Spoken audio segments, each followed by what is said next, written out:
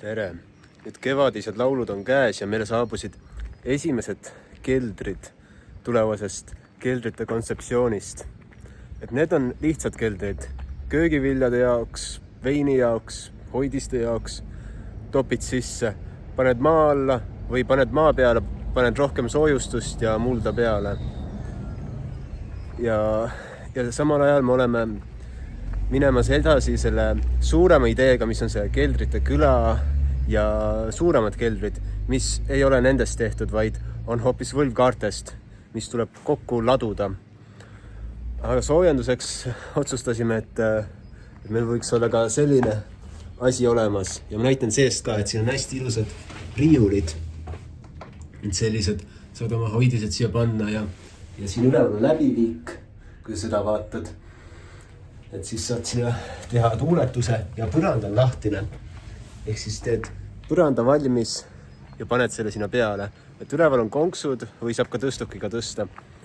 Et siin on meil selline väike assortii neid. Et nüüd mõned neist on ära broneeritud ja neid on isegi juurde tulemas. Et see kelder on ikka väga populaarne teema. Et inimestele millegi meil pärast meeldivad keldrid. Et see turvatunne ja see maa sees olemine ja et see on üks võimsamaid fenomene üldse. Et see toorik maksab 3500 eurot pluss käibemaks ja kui tahad saada midagi paremat, et koos soojustuse, ukse, riiulitega, läbiviiguga selle tuulutuse jaoks, et siis see maksab 5700 pluss käibemaks ja soojustuse saad ka ümber Finfoami või siis polüuretaan vahust katte. Ja, et sellised toredad asjad.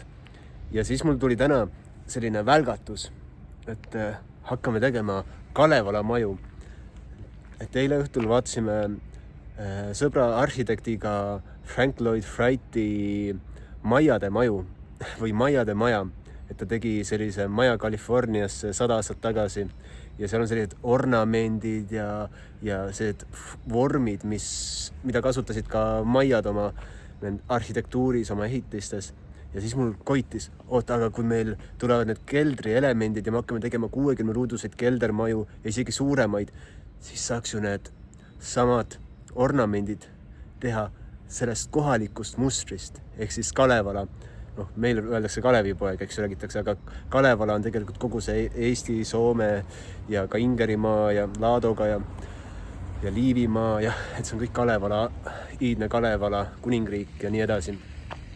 Ja siis saaks teha maja, mis põimib neid mütoloogilisi elemente ja avab sinus või minus igas ühes, kes seal majas viibib selle iidse ürgelemendi, sellest nii-öelda Soome sugurahva ürgessentsi ja hakkab seda väljendama oma elus, oma maailmas, kõiges, mida ta teeb.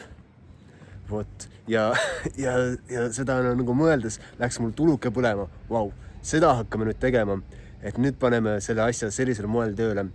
Ja loomulikult on seal eri astmeid, et on lihtsalt sellised võlvkeldritega keldermajad, sellised lihtsamad 60 ruudused, siis on ka suuremad 120 ruudused ja kus ongi need ornamendid peal ja et luksusmajad ja just mütoloogilised majad, mis avavad mäletamise, mis avavad selle iidse jõu inimeses. Vot. Aga kõigepealt tuleb alustada lihtsatest asjadest ja lihtsad asjad on siin, et siia saad tulla sisse ja oma neid hoidiseid panna. Ja kui soovid, teed selle põhja valmis ja siis laot ta plokkide peale, siis saad teda kõrgemaks teha, kui soovid. Ja kui väga vaja, siis meil on siin teisel pool geotekstiili, et saad ka geotekstiili oma sinna ehitise ja kogu platsi ja kõige alla panna. Vot, sellised asjad. Ehk siis näeme varsti ja kui kelder huvitab, siis vaata, alla on mul selle e-post, kuhu saad kirjutada ja tellida või küsida lisainfot.